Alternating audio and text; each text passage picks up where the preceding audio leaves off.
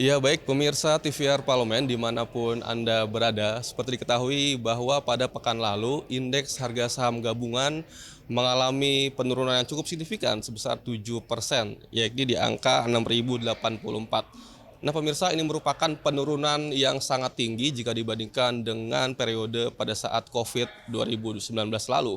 Nah pemirsa, untuk menginvestigasi apakah masalah yang terjadi, saat ini kami sudah bersama dengan anggota Komisi 11 DPR, Bapak Haris Turino dari fraksi PDI Perjuangan. Bapak, terima kasih Pak atas waktunya.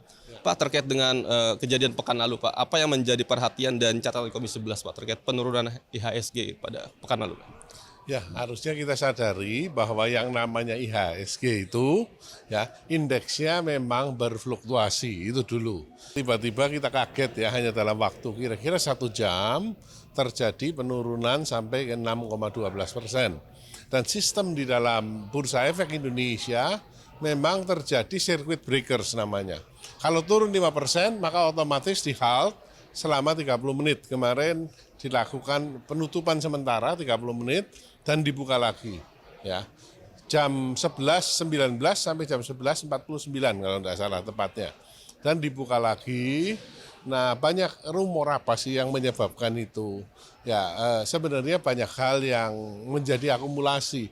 Penyebab penurunan harga saham yang cukup besar itu pasti sebabnya tidak tunggal. Ya, banyak penyebabnya. Yang pertama tentu yang kita tahu sama-sama, isu beredar di mana-mana bahwa Ibu Sri Mulyani akan mengundurkan diri. Ya, ternyata kan isu itu sudah dibantah bahwa saya masih ada di sini dan mengendalikan APBN, itu yang pertama. Kemudian penyebab yang lain kita tahu bahwa minggu yang lalu Goldman Sachs yang menurunkan ratingnya pasar modal Indonesia dari overweight menjadi market weight. Nah ini tentu berpengaruh karena investor ketika ratingnya turun, maka investor menjadikan Indonesia bukan lagi pasar yang menarik untuk investasi. Demikian pula pengumuman Kementerian Keuangan mengenai defisit penerimaan pajak Januari-Februari sebesar 30% dibandingkan dengan tahun yang lalu.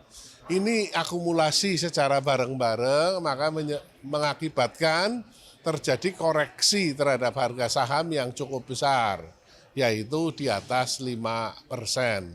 Dan sekali lagi ini juga penyebabnya beragam, tidak mungkin satu. Salah satu penyebab yang lain yang tadi belum saya ucapkan adalah memang kenaikannya untuk beberapa saham yang kapitalisasi pasarnya cukup besar, kenaikannya memang sudah tinggi, sehingga ini terjadi satu koreksi.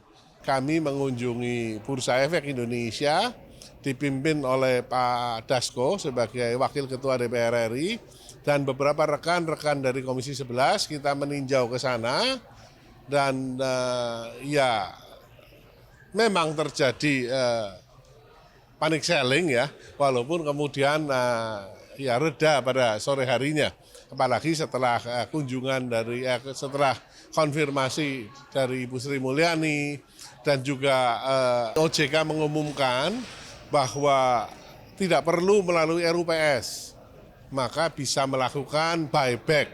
Ya, kenapa sih harus dilakukan buyback? Karena memang secara fundamental sebenarnya bank-bank himbara tidak pernah ada masalah sama sekali. BRI, Mandiri, kemudian BNI dan BTN membukukan keuntungan yang besar di tahun ini. Ya, tetapi ternyata harga sahamnya mengalami penurunan yang cukup drastis.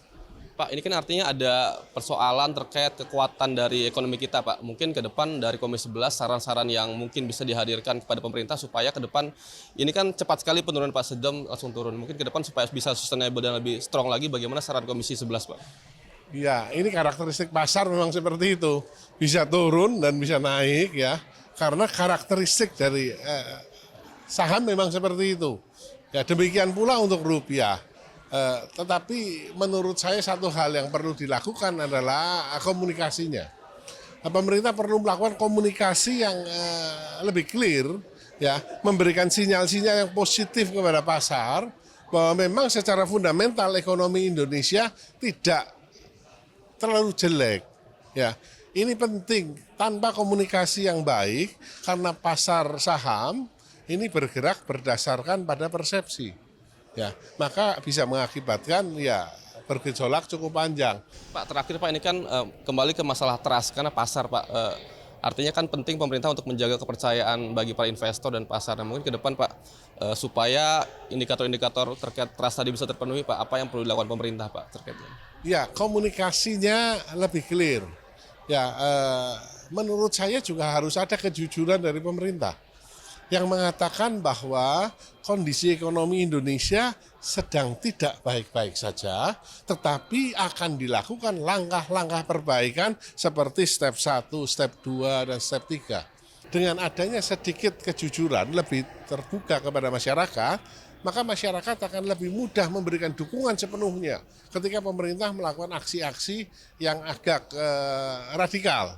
Ya, ini rasanya perlu dilakukan, komunikasinya diperbaiki. Baik Pak Haris, terima kasih waktunya Pak. Selamat bertugas kembali Bapak ya. Ya baik pemirsa, demikian wawancara kami dengan anggota Komisi 11 DPR Bapak Haris Turino, yang mana tadi disampaikan bahwa Komisi 11 mendorong pemerintah untuk bisa membangun komunikasi yang baik agar kemudian nantinya trust dan kepercayaan masyarakat bisa dikembalikan.